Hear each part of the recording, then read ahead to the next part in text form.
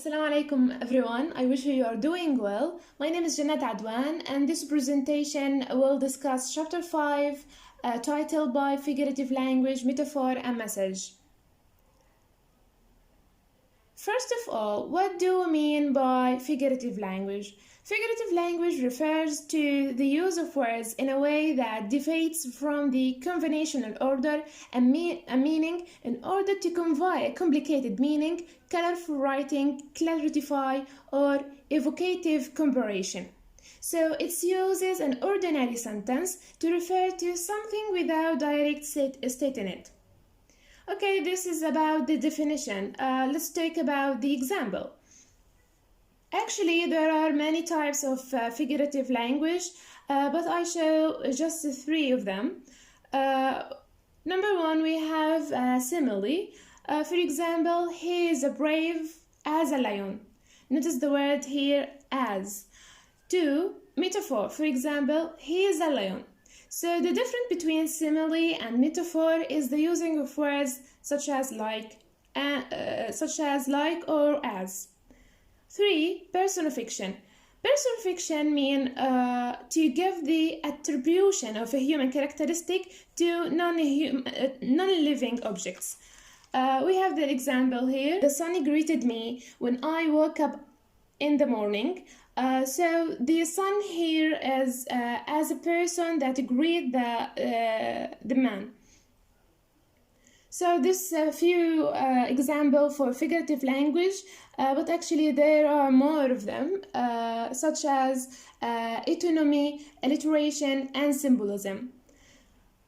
Okay, this is a short introduction for figurative language. Let's move on to talk about rhetorical devices.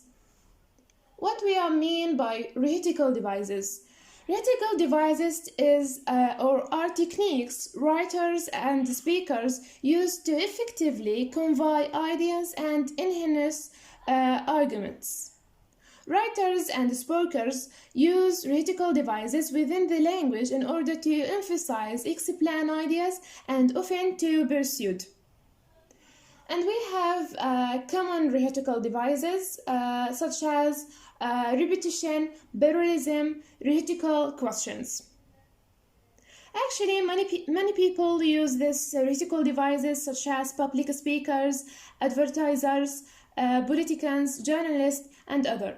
Even small children use them unconsciously in everyday communication. But as students who are studying discourse analysis, we should be aware of cultural, traditional, and religious differences of rhetorical devices.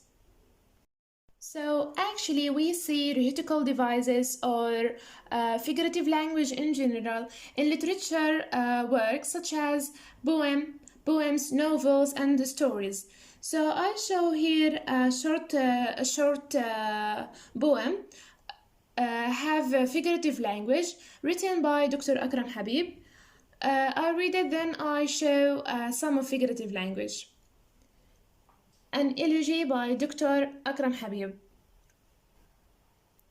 Again we welcome winter with much rain shed out of our eyes in wallowing pain. Here was a house and there a farm. Here was a story told near the barn.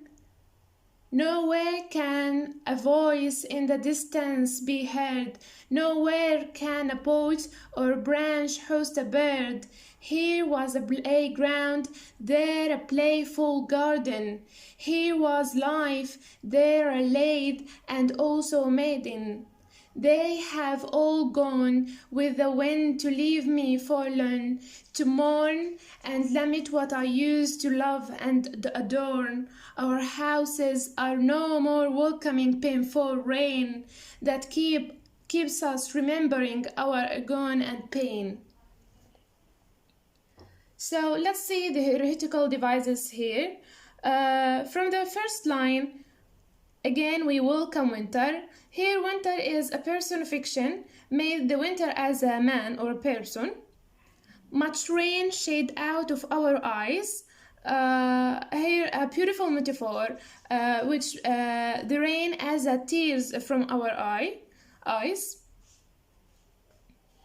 And also, here was life. Life here, in a way or another, as apostrophe, life is as a woman, a beautiful woman. And also, in the last two lines, our houses are no more welcoming painful.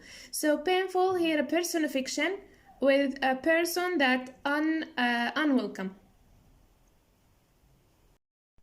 Okay, when we hear the word rhetorical devices, there are some questions come to our mind. From where come this term?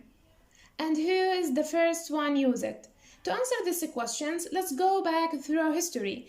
In Europe, we attribute the first description of rhetorical devices to classical Greece, where there were schools of rhetoric in which students were taught the art of persuasion and argument, particularly with respect to public speaking.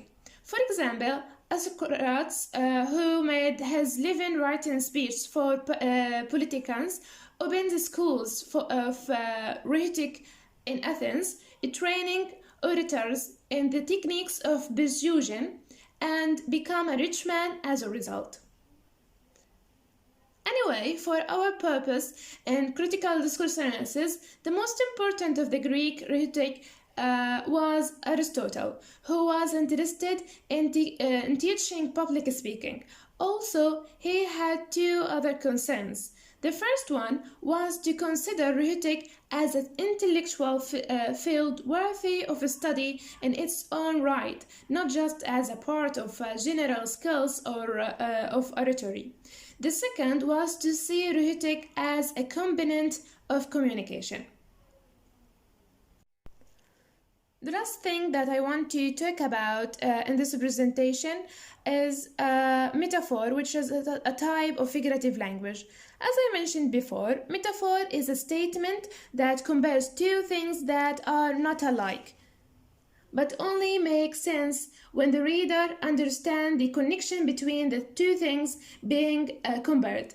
But some metaphors, especially simple ones, are easy to understand because it's in all human communication. Okay, let's now analyze the example in the book, which is about word terms. We are constantly bombarded with warning about cancer, terrorism, bird flu, but what's the real risk? So as we see here, the metaphor is the word constantly bombard, which is a type of military action. Although this definition in Oxford Dictionary is meant to better with shout and chill. But the real meaning here is we are often warned about possible ill health. So this definition made some sort of exaggeration, and using metaphor here is useful to attract the reader's attention and to be more striking than they use it without metaphor. So this is the end of my presentation. I want to conclude that we discuss figurative language in general. We talk about definition and some examples. Then we move to talk about rhetorical devices. Then I show poems that have rhetorical devices. Then I move back to the ancient history to talk about Aristotle and his public speaking. And I end my presentation with one type of figurative language, which is metaphor. That's it for today. Thank you for watching and listening, and bye.